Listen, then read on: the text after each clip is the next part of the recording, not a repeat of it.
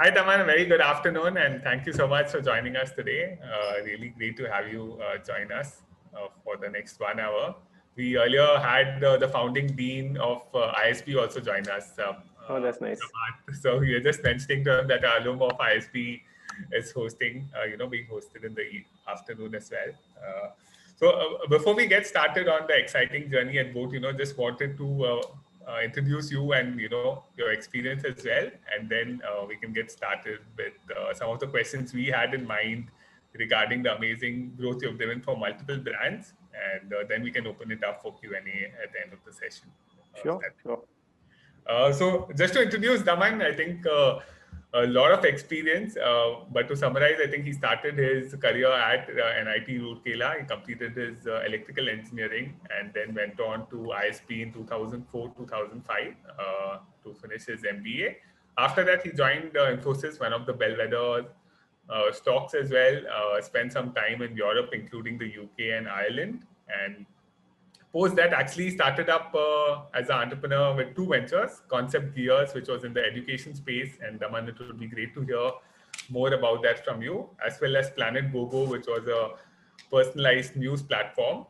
And post that, he went on to become the CMO at multiple startups, including MobiKwik, Milk Basket, and after that, he's been helping drive growth at White Hat Junior as well, which has obviously been in the news for the amazing growth journey, which they went from 0 to 150 million run rate in a span of 18 months. So it'll be great, Daman, to get some insights on the secret sauce in such hyper growth as well. And over the last year or so, Daman joined boAt as VP of Growth to really drive growth for one of the leading brands in the electronic space. It's really become a lifestyle statement, creating the boAthead community. And Daman's been driving both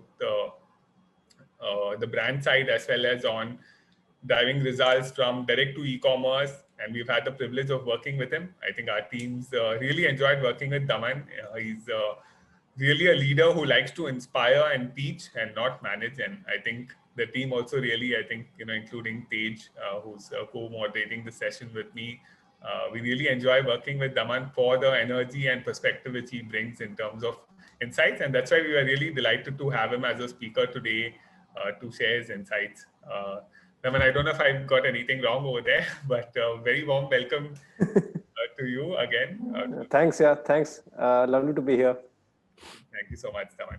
So I think just to get started, right, I think growth marketing has become a buzzword over the last 18 months or so, especially in the pandemic as well, even on LinkedIn, but you've been at it for the last 5-6 years, really driving hyperscale for many of the startups. So before we get into the hyperscaling itself, what's your entrepreneurial background with, Concept Gears and Planet GoGo? Could you share a little bit about the learnings from there, both in the education space and personalized news, and how that kind of came into your experiences with MobiKwik and Milk Basket? I think that would be a great starting point, Daman. Sure. So, can you guys hear me? Hello? Yes, can you guys hear me? I think the screen's okay. frozen, but yeah, sure. Yeah. Okay, cool. I think it'll unfreeze in a while. Yeah. Okay, so it's interesting you brought up Concept Gears because that for me was a learning pad. We did everything that could be done wrong when you start up. We had no clue on how to grow and how to do business. We were just figuring out what a sales cycle is. So from that point of view, I think it was a good learning experience for me.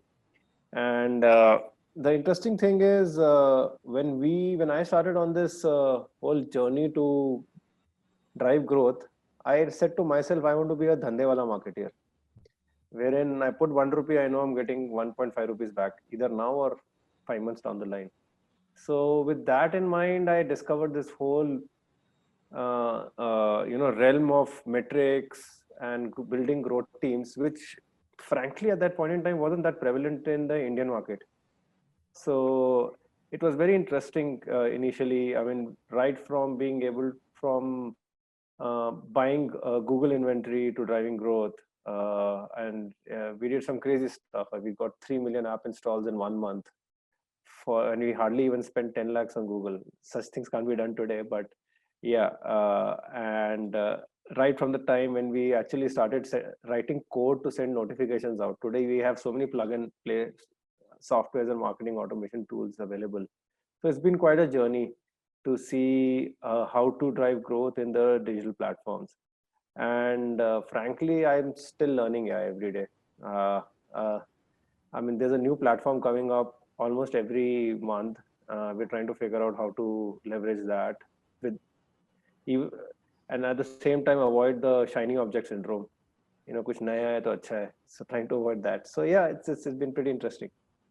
No, absolutely. I think good, interesting that you brought up, Danda as well. I think that even Aman from boAt, who's one of the founders, I think that's a language I've heard him speak as well, like in terms of not bleeding money. And, I'm sure the investors also love it, where they don't see a startup which is burning through millions or billions of dollars before getting cash flow. So is that a philosophy you have held across the other startups as well, like at MobiQuick and, Milk Basket? Obviously, it's quite challenging to be like unit level positive from day one, right? So how do you look at that in terms of lifetime value versus like immediate returns? So I've kind of been fortunate to work for the underdog all through my life.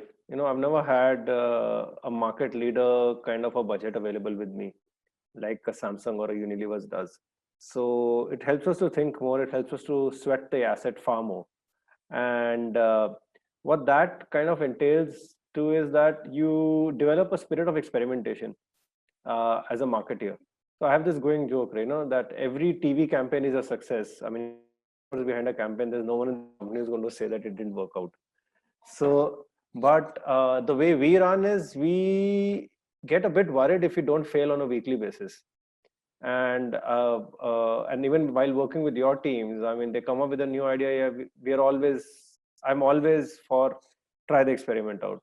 Maximum we'll lose is 10,000 rupees. If we win, we end up putting 10 lakhs behind it and making a crore out of it. So that's kind of the philosophy I've kind of followed with with trying to sweat the asset and get a reasonable CAC for and match the CAC LTV. So I have this whole funda about the CAC LTV spectrum. A low LTV player can only go for a low CAC, but a high LTV player can go for a higher CAC. So you need to have that product market CAC LTV fit also. Otherwise, you're kind of doomed as a startup.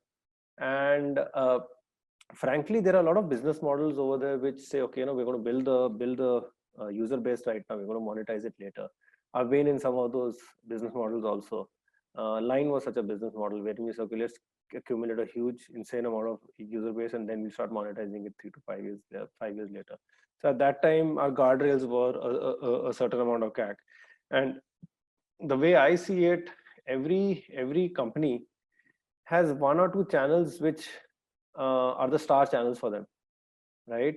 Quite often what I've seen is a startup activates all the channels together: business development, Facebook, affiliates, Google, Snapchat, and you end up burning quite a lot of money. I would always say that start with 1 or 2 channels. Okay, try to optimize that.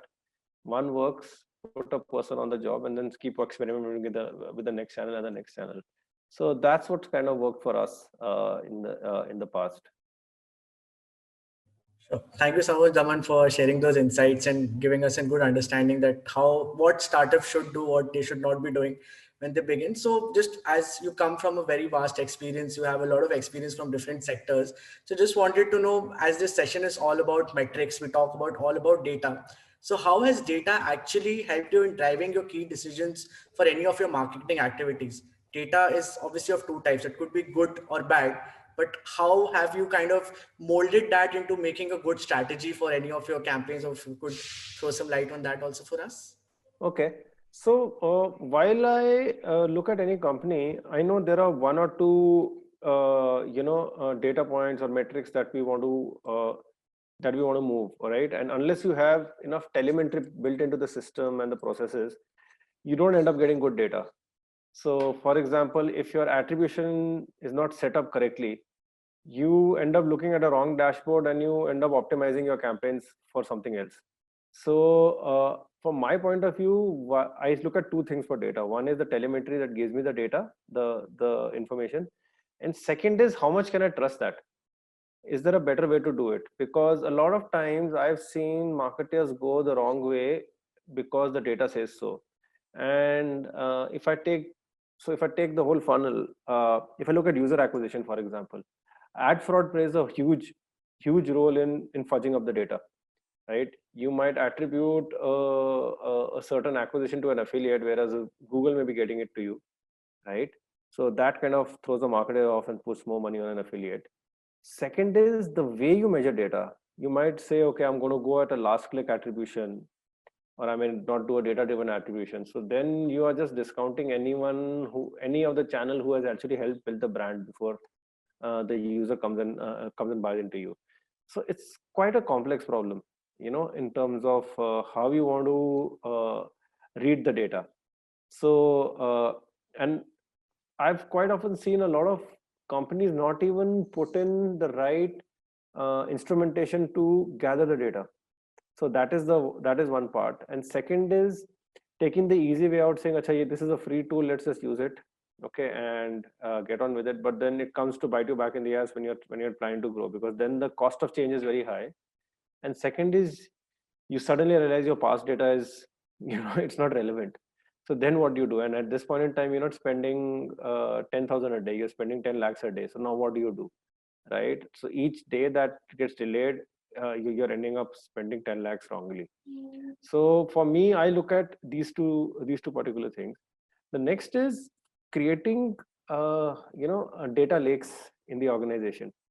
Once you have all this data, a marketer needs to be able to visualize this data.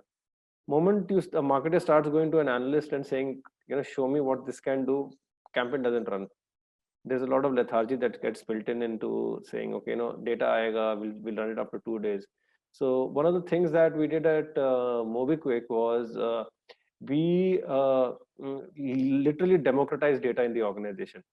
So the marketer can just look at a particular cohort or look at a set, click and run a campaign on that particular cohort. So I think for a marketer, data is the glue for all that we do. And frankly, we spend very little time learning about it. We spend very little time in understanding how to create meaningful and manageable data. So I think that's something which CMOs need to start very actively looking at. No, very interesting point, Daman, on visualization. And, I think we've recently also used like Data Studio, Google's Data Studio for some visualization. I think just given your vast experience across, like a company like White Hat Junior, which is EdTech, Milk Basket, which is daily e-commerce, and boAt, which is, infrequent purchases, right? So for these three sectors, maybe not specifically for these companies, but for example, EdTech versus daily e-commerce versus lifestyle e-commerce, how would you see the metrics differ? Like which metric would you look at for each of these? I think if you could share some light on. Yeah, sure. So my favorite metric is the North Star metric. What is that metric which describes that the value that your organization delivers to the user? So people a lot of times says revenue is my North Star metric. Revenue is not your North Star metric. Revenue is what your customers give you. Well, North Star metric is what the price that they pay for what the metric is. So I kind of look at the North Star metric for a particular company. For example, at Milk Basket, personally, I used to look at number of items delivered on time, right? Which encapsulates number of orders, which encapsulate number of items put in an order, and which also ensured that the delivery happens on time. So this North Star metric kind of brings the whole organization together. So that is a metric. And then, while this is a very big metric, you start breaking them out into smaller chunks, right? From the point of acquisition, from the point of retention, from the point of discovery of products. So then you start looking at those smaller metrics, and then you start creating growth pods to attack a particular metric. For example, if I want more items in an order, I'll make sure that my search functionality is pretty awesome. or my discovery functionality is pretty awesome, so that people put more and more items into their into the basket. And I specifically put on time, because if a grocery delivery is not on time, it causes a lot of dissonance, right? So if that comes in, then obviously the repeat order comes in very fast. So then then there's a growth team which is looking at how do I make sure that my distribution problem is solved in the most efficient way. Should I put 10 trucks to it, or should I put just one truck and make sure that is just service localities and so on and so forth in the most optimal way? So breaking the big North Star metric into smaller metrics and then putting growth pods to it, right? And growth pod typically is a cross-functional team, right? For example, someone who's improving the search functionality of an app, it'll have a techie, it'll have a data analyst, it'll have a marketeer, right? Someone who's handling on time, it'll have the ops folks in it, right? So on and so forth. So that's how I personally look at breaking the North Star into smaller metrics. Specifically at boAt, we are right now looking at we look at several what I called one metric that matters every month. So because we're solving a lot of problems simultaneously, we're trying to optimize a bunch of metrics which ultimately lead into the North Star metric for us over here. So it's Frankly, like NPS, like for boAt, what would be the North Star metric, Daman? Like, and would you all also track NPS, for example, or? so NPS feeds into the North Star metric finally, because NPS is a function of how my whole experience was in ordering and how my product is, right? So it forms a small part of the overall game. And let's talk about NPS a bit. So people a lot of times say that NPS kind of encapsulates how the customer feels and whether they'll come back or not. I'm saying, yeah, that's just a part of it. But if your whole organization doesn't come together to deliver on the customer's expectations, right, in the most efficient manner, then then NPS doesn't make that much sense. NPS is kind of a shortcut for us to see how the customer experience is, but it also averages out a lot of stuff which you cannot manage. NPS is more of a heuristic rather than a deterministic metric for me, right? Because it's a sample based metric. If I look at a deterministic metric saying that the amount of time that a person uses boAt phone when he has to use earphones, that would be ideally something which I would measure, but I can't measure that, right? Again, because I can't enter into this house and put a camera and see how long you're using my earphone. The TRP scam is one way, but yeah. Yeah.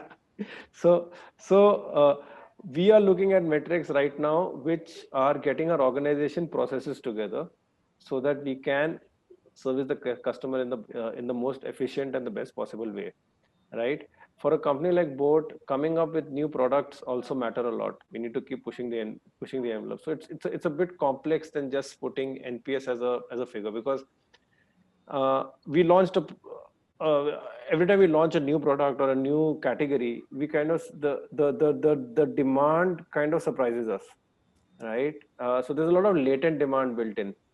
So does that mean we are not efficient in forecasting demand? No, that's not the case, because we are a startup. We're not going to build for far more than what the demand is. Does that mean that we're not understanding the market correctly? Again, that would be something which would be not presumptuous to say, but we are also learning right now to figure out in audio what else are users looking for. So it's a very complex journey for us at this point in time, frankly. Right. No, definitely.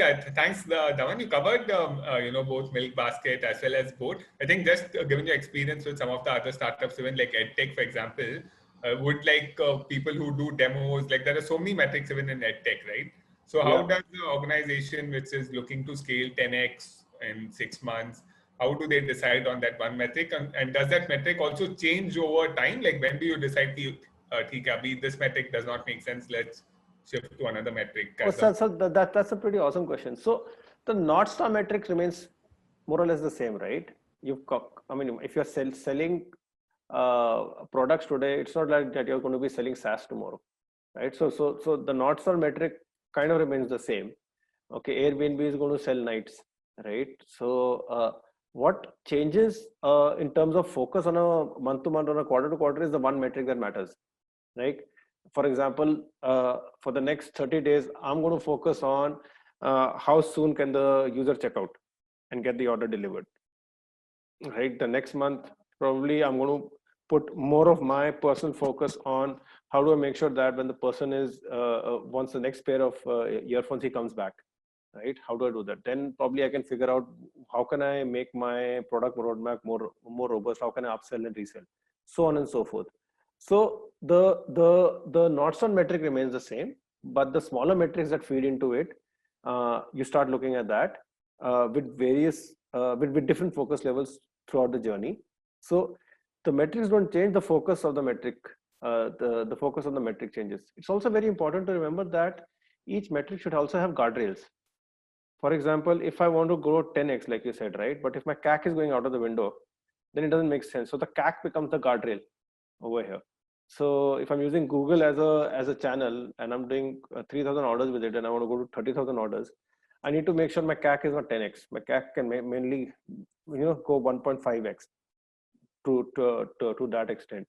So guardrail metrics are also something which we define very clearly, right? Because otherwise,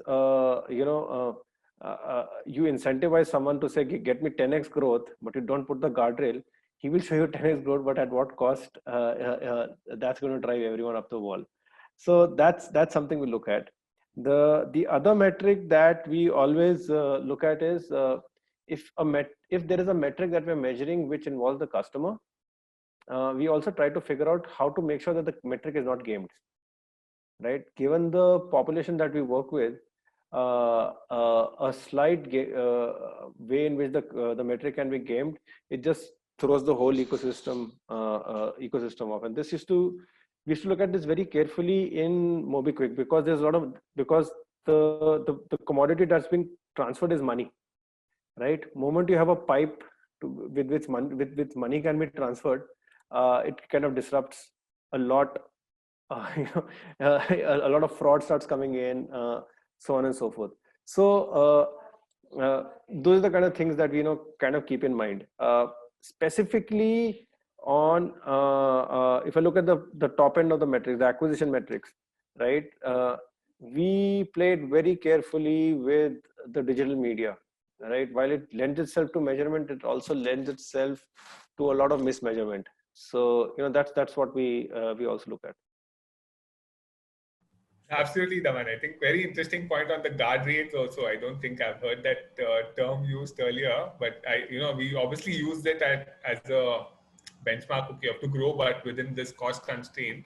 But using that guardrail as a philosophy, I think can definitely guide a lot of young companies to scale sustainably while scaling rapidly, right? So you're not bleeding cash unnecessarily while you scale. Yep. Thank you, Taman, for sharing these metrics. I think it gave us great insights in terms of how you plan, how you strategize, and all. So, since we've spoken a lot about metrics and we know that data is the key and we see how every strategy works with the help of data, we just wanted to understand your thoughts that what do you think is the role of content strategy that comes into place for this? Like, how would you marry maybe data and the content strategy together to kind of understand that how would you differentiate it's a good content strategy from a great content strategy in a way? So just wanted to know your thoughts on what would it be for content strategy while marrying it with data for you. Sure. So the way I look at content is I divide content as per the funnel that the user is in. So there is a lot of we need to generate a huge amount of top level content. Okay, and then we need to generate a lot of end funnel content, right? For example, let me not take white hat as an example here. Let me take boAt as an example here. Okay, so we've started a lot of top of the funnel content in terms of gift ideas for this Diwali, right? And stuff like when you're choosing an earphone, what are the top 10 things that you need to look at and that kind of stuff. Okay, and then there's a lot of mid-funnel and end-funnel content where we say, what are the 10 things that you need to look at in a earphone? What are the different comparative prices? What are the comparison on features? Typically what happens on during an electronics buy, and each content serves a different purpose. So the top of the funnel is more to get into the consideration set of the user. So what we measure is the amount of traffic that it brings onto our website, right? And the time that user spends on our website by virtue of that content. And is that content also lending us to be more searchable in when someone's looking at our category? So it's more about traffic building at that point in time. So the mid funnel content and the bottom of the funnel content, for which we work a lot with the reviewers, right? They do an awesome job for us in the sense of unboxing, in the sense of describing our chipset, so on and so forth, answering FAQs and that kind of stuff. And for us, what this happens is this translates to how much of the traffic that we are converting is by help of this. Now, this is a bit tricky because obviously I can't put my pixel on every website, right, that these guys are on. So this is a bit of a heuristic that we follow. That okay, we know that we are going to get 20 top-end reviewers to write about our particular truly wireless earbud, and then we see how this is going to go. And we kind of know now with past data that we need these many amount of views, we need these many amount of reviews that happen to us. Also on our own YouTube channel now, we started putting a lot of unboxing videos for every new product that comes in, which is something which we're not doing very actively earlier. We were relying on reviewers. So coming back to your original question, there is a metric that we can attach to each one of them. So for example, I know that the more the people watch the unboxing videos, the more sales I'm going to get. So that means people have come that deeper into. So if my top level content is good, I'll end up getting more reviews. I'll end up getting more views on reviews, and then that kind of leads into sales.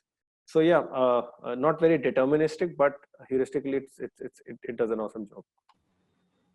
No, very interesting, Daman. I actually wanted to check if we can share our screen and run through a few of those examples. And I think with boAt, even with IPL, you'll have sponsored a lot of the teams, and I think just wanted to run through a few and then discuss on the metrics of how you measure both of the online influencers and celebrities and the offline as well. Sure. Rahul is wearing his helmet with boAt. How do you measure the metrics for that? Sure. So let me share the screen just 1 second. Starting with this. Okay, 1 too many mother lovers be around ya. 6 feet deep, bury them in the ground, yeah. Sing a eulogy on your grave with my hounds, yeah. Wrong part of town, anybody in the lawyer.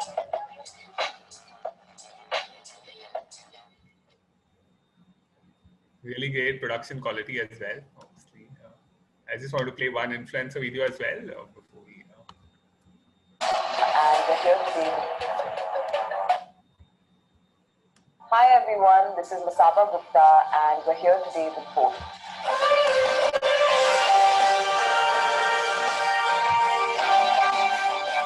While fashion and style has always kept me going, my creative expression has come from the things that I'm truly passionate about. My passion and love for music as an incredible art form made my paths cross with boAt. A good pair of audio wear has always been a part of our wardrobe essentials, especially when you are a part of a young, evolving and contemporary generation. There's no other way it would rather be. So I thought to add the Masaba touch to my favorite boAt headsets, and through this collaboration, you see an extension of brand Masaba mixed with the cutting-edge audio wear of boAt.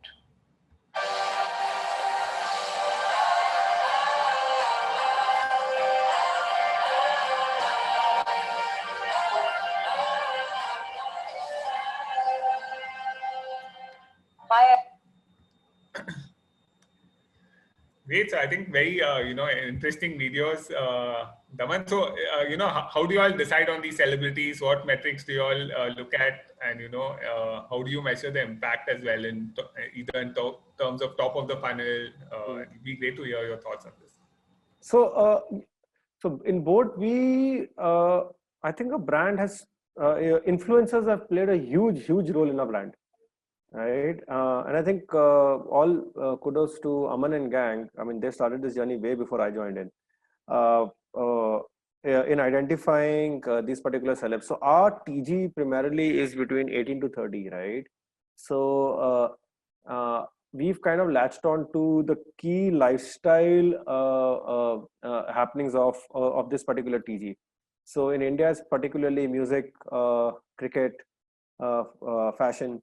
So these are the key three areas that we kind of focused on. In cricket, you've seen some of the partnerships we've done. We've got 4 brand ambassadors. We partnered with 6 teams, and it's interesting that you played the KL Rahul, because we kind of had a hypothesis that one of the other videos would do pretty well, but the organics on KL Rahul just shot through the roof. We were like, okay, now we understand that his fans are far more passionate. So a feedback like this gives us a lot more insight into what we need to do.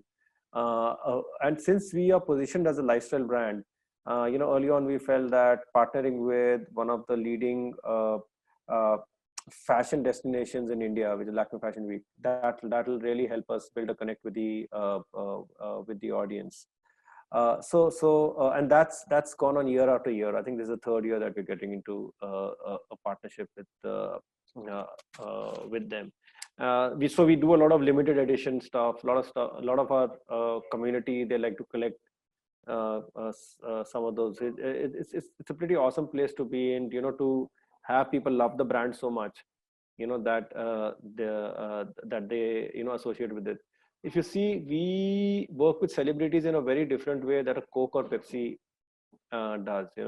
Instead of just saying that buy my product, it's more about how this product fits into my character, how it fits into my life.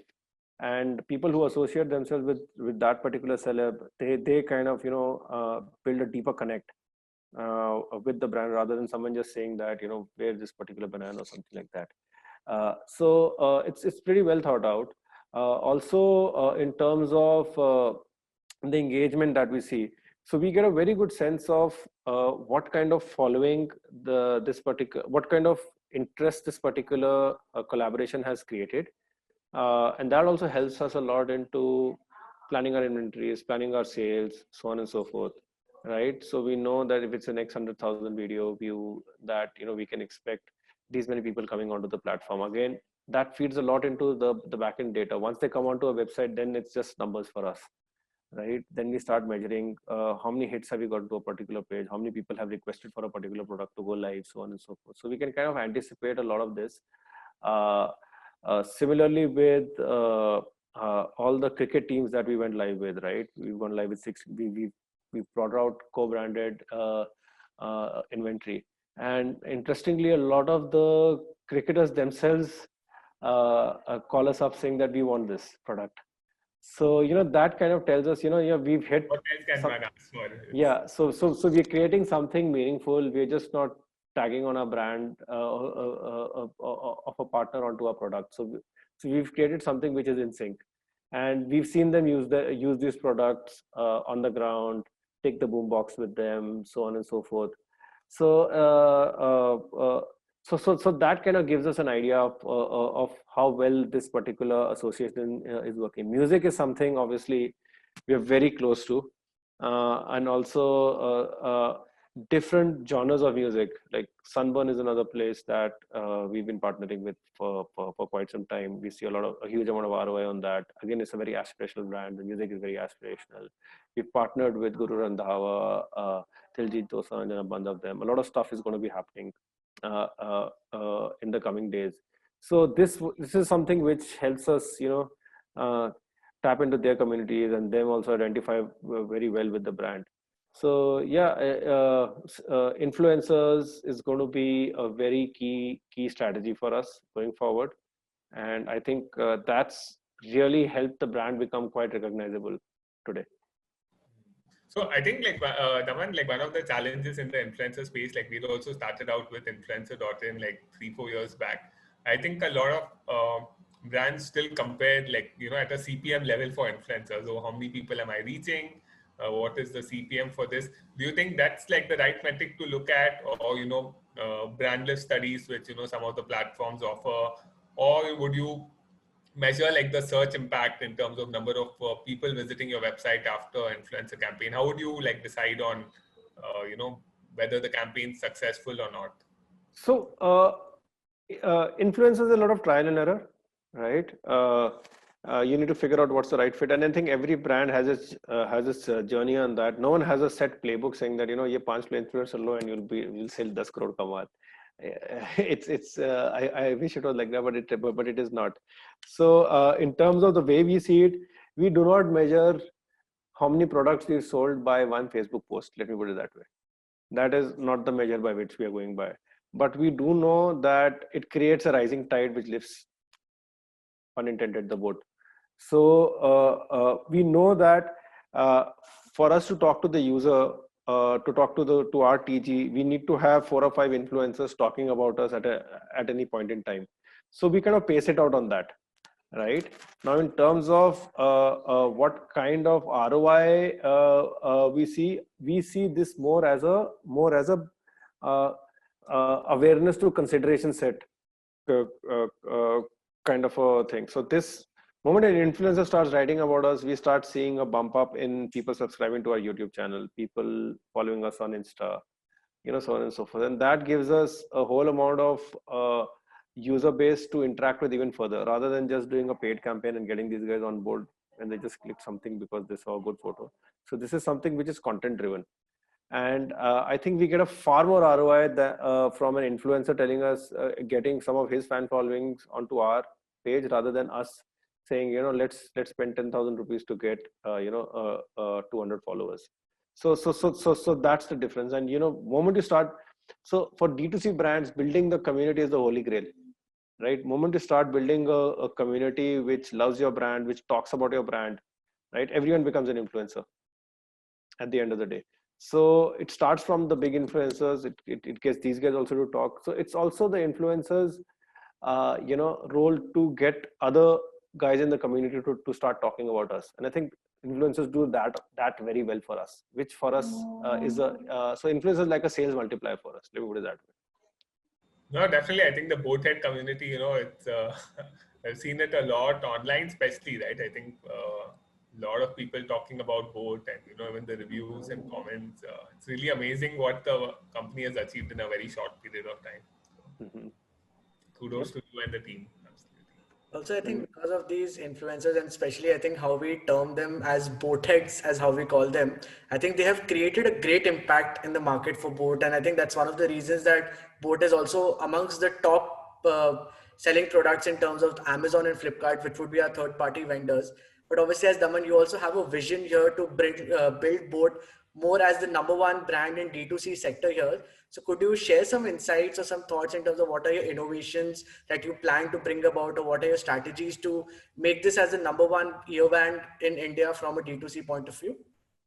So see, for us, we know that we're going to live in this ecosystem, right? Marketplaces and D2C are both equally important to us, right? So Flipkart and Amazon, they play a very key role for us, because today around 1/3 of the product searches are happening on these platforms, right? Directly. So we need to be there. We work very closely with them, and I think that's one of the big assets that we have of working very closely with the marketplaces.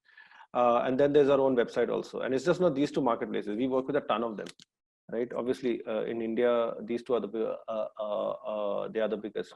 So from a brand perspective, we need to ensure that we live up to a promise across all the platforms, right? And there is going to be a reason for people to come onto the D2C platform and buy, besides the marketplaces also, because just like we do exclusive launches with Flipkart, with Amazon. So today we just did a smartwatch launch with Flipkart. There are going to be exclusive launches also happening on the website. The boAt community is now going to reside on our website in a big way, right? This is going to be a place where people will interact. They'll get a lot more value, right? Which is not just product value, but much more stuff around that, a sense of community around this website. So and if you're able to do that, if you're able to pull off that, I think we have a good run then lying in front of us. So think of us as a Nike brand which sells everywhere, but if you want to know more about the story, you want to know more about the brand, you go to the website, to engage more with the brand. So it's going to be something like that, wherein the destination is going to provide users with a lot more content, a lot more sense of belonging as more and more products get launched, and also in the coming days. Very interesting, Daman. I think a follow-on question is, when Google has started shopping with Google campaign on television, and obviously seeing the massive success of Amazon and Flipkart, and Google will also obviously want some share of that e-commerce journey. So, from a D2C brand perspective, what is your experience in terms of the percentage of sales which should come directly from a website? Should there be a goal as a business leader saying, okay, X percentage of my sales should come from my platform, or it's okay wherever they go till the revenue is coming to the brand? How would you? So each brand has its journey. So some brands have started by selling on their website first. Brand like boAt has created a majority of its sales starting from the marketplaces. So there's no set way in figuring this out, but you can't ignore the marketplaces today, right? Because they have an immense amount of traffic. So here's the fun thing, right? You can make a product, but how do you distribute it? Distribution is always going to be king. So if you have adequate traffic coming onto your website, you can latch on to the next product and the next product, and try to get the users to discover and love it. But if you want an easy distribution, you go to the marketplaces. But again, the customer data resides with them. So there's a pro and con with every approach. I think there's a lot of middle ground over here in how you want to take this forward in terms of what percentage of sales should come from D2C. I would say easily, given the Indian market context, in the electronics category, you can easily hit a 20%, 20-25% of sales coming in from your own website. But that also means to be able to pull something off like that at boAt scale, we really need to grow our infrastructure. So it's going to be a journey for us, right? Because I need to be able to give my users as good an experience as buying from anyone else. So yeah, and that's, we're making a lot of investments on our operations, on our back end, so on and so forth, so that we can live up to the brand promise. No, definitely. I think obviously Amazon and Flipkart, even people shop there frequently. So actually, ideally, your D2C website has to have a better experience or some extra thing which may not be pricing or anything, but has to have some element why people buy directly, right? Because otherwise, people are so used to buying on Amazon and Flipkart today, and Yeah. it's single click. I think some phones and all are getting delivered in 2 hours now, right, by Amazon and Flipkart. Yeah, so even we are going to be doing that pretty soon, right? So I mean, also, the whole evolution of infrastructure has become modularized, right? Today, if you want to start an e-com site, you can plug and play a warehouse aggregator, a shipping aggregator, a platform. So you can do a lot of stuff till time you build out your own capability, or if these guys scale up pretty well, there's absolutely no harm continuing with any of them. So but all these things, they take time, and while it's become easy to set up a business, it's become even more difficult to scale it, right? So we live in those strange times, but interesting times. Yeah, I think as the entry barriers are reduced, it becomes easier to start, but then the competition is intense in most categories, right? Even boAt, like, it's such a competitive category, and it's like if you put it on a paper, it looks very unlikely. The boat journey looks unlikely on paper, right? Like, why would a brand suddenly out of nowhere shoot up as one of the premium brands in the electronic space? Actually, no, because there was a whole lot of latent demand in the market, right? People were either building pro audio stuff, or they were building bundled audio, right? You buy a phone, you get a earphone. So this market space was quite open until a few years ago. Now, okay, there's a ton of competition around this, but I know the winners are going to win on the back of R&D, on the back of their brand presence. So with every so here's the thing, right? In today's world, a new category is created, but equally swiftly, you have more and more competition coming up because technology is converging on a lot many areas. Right, Daman. I think just marrying back on metrics, right? Wanted to just spend some time before we open up for the last few questions from the participants as well. Was on how do you build a culture in the team and move those metrics from what is there with you to the organization and to the team, and how have you done that? Obviously, team drives the success, right? So how? Yeah. So I've fortunately done that many times over. And so it's a 3-step process I follow. Is first let's fix up the measurement. Okay, once we've done that, we baseline, right? One moment we baseline, we know where we are, and we have a target, so we know where we want to go. Okay, and then to bring the data-driven culture, it's pretty simple. So I mean, right now it's work from home, but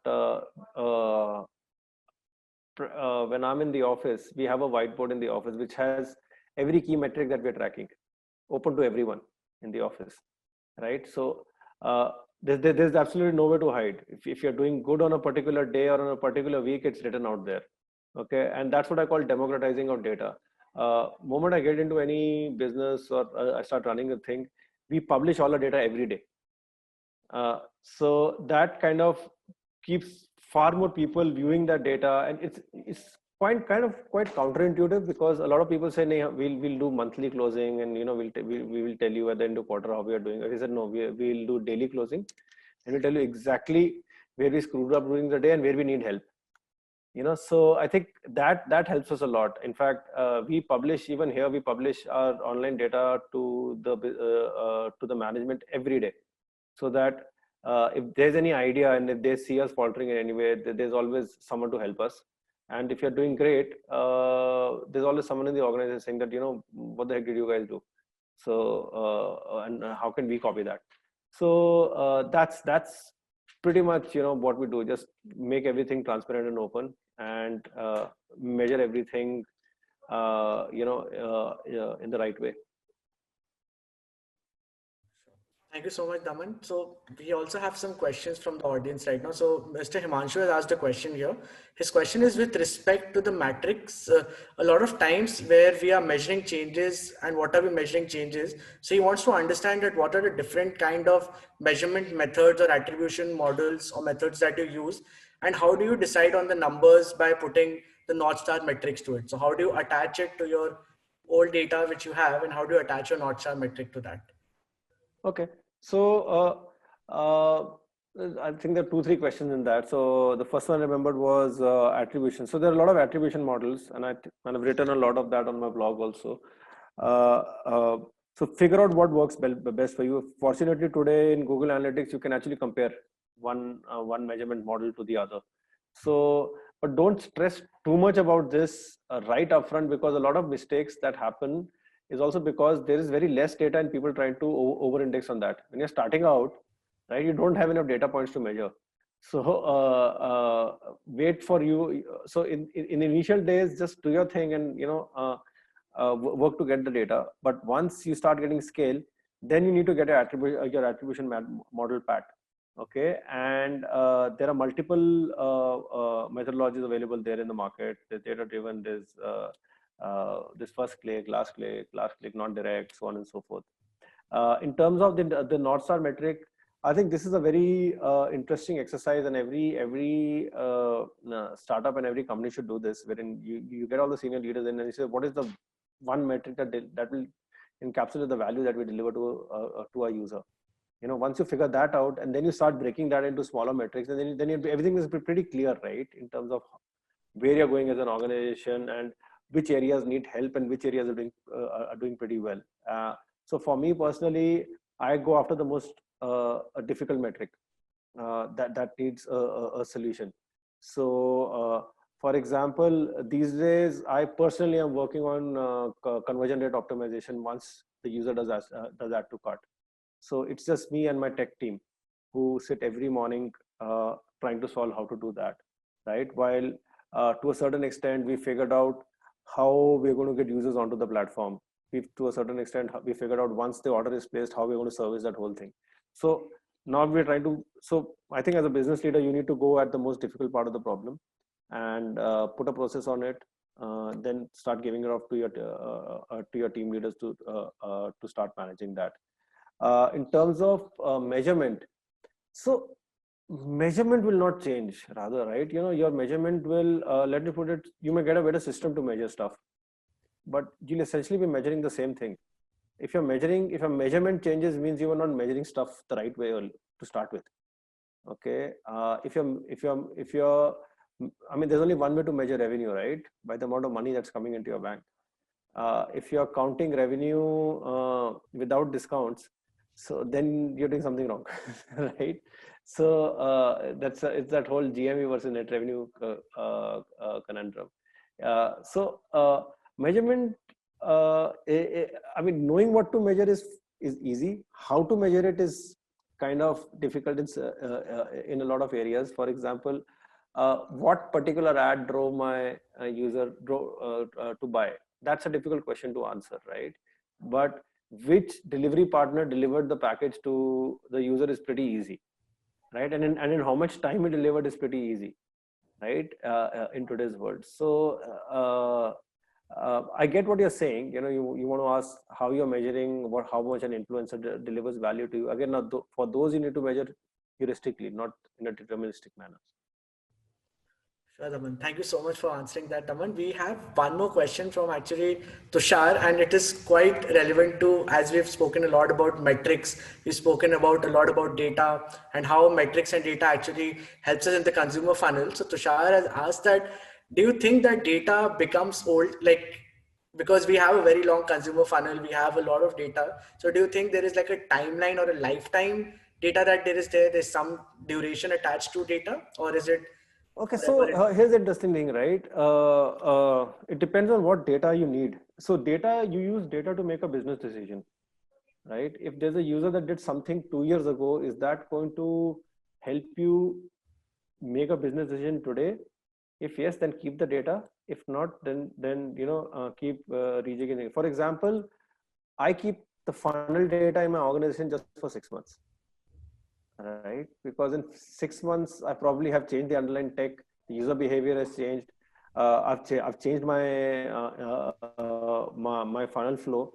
So indexing over a past metric which is more than 6 months doesn't make sense to me. However, if I want to keep personal information data of a customer, I would like to keep that forever, right? Because he's transacted with me. Probably he might want to come back. I might want to give him a specific offer, right?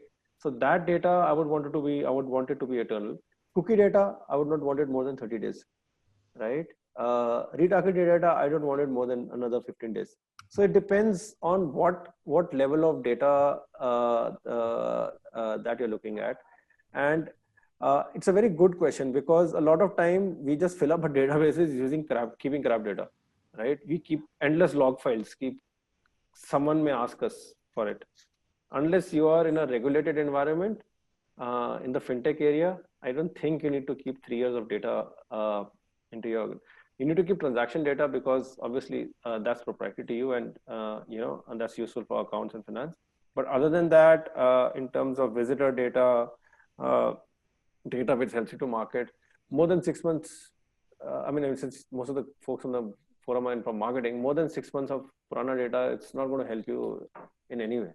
Right? The users probably bought a competition product and moved on, or he's bought your product. So what are you going to do with it? Thanks a lot, Daman. I think one thing I personally can take away is, from your session and talking to you is you love what you do, and that's where the passion and the energy comes, and you spread that to others as well. You spread it to our colleagues who work with you, and it's the passion and energy to always go for the best, but experiment as well. So I think your openness to experimentation, as you said, invest 10,000 rupees, you might lose it, but if it works out, then you can make it a crore by investing 10 lakhs on a campaign. I think those are very interesting points. Thank you so much for taking out the time. I think lots of other questions as well. I think one of the participants felt we didn't answer his question as well. I think we'll just end with that. And any closing remarks from you? I think that's a young startup. Udaya was asking, he's currently spending around 1.5 to 2 lakhs on ads and getting 7 lakhs of sales. So he's getting a 3.5 ROAS on his campaigns. Is that fine? Or, what do you suggest for a young startup like that? 3 to 4 ROS, close to 4 ROS is brilliant. I mean, that's the space we all want to be in. Absolutely. No, great, Daman. Any closing remarks for the audience? Anything you'd like to share with us this afternoon? Nothing. Yeah. Thanks for having me over. And if you guys have any question, I'm there on LinkedIn. Just feel free. I love to solve marketing problems. So in case I can help you in any way, do just feel free to reach out to me. I'll be more than happy to spend half an hour or 1 hour with you guys on the weekend. I forgot to mention, actually, you have a wonderful blog as well, right? Damansoni.com. Damansoni.com. Yeah, I write a lot of stuff over there. It was primarily so that I don't forget all my ideas. So, but it's kind of taken a life of its own. So right. Yeah, a lot of stuff that I've spoken here, it's pretty much there, on that blog. I think very interesting topics and in depth. I think you spoke about social proof in one of your blogs. I think fascinating to see all the examples which you shared. I think. Yeah. So basically, the most high traffic over there is zero cost marketing. That's the one that gets the most hits. Yeah. And I tell that to a lot of people. You don't need a lot of money to market. Initially, there's a lot of stuff that can be done for your cost. No, very inspiring, and for a lot of our entrepreneurs and startups here as well, I think that's going to be a good sign. Okay, you don't need millions of dollars to crack it. So I think thank you so much, Daman, again. Thanks, guys. Thank you. Thanks for having me over. Bye-bye. I'll hand it over to Rachna now for our next session with Dr. Banker and Dhruvi as well. Okay. See you guys. Thank you, Daman. Bye.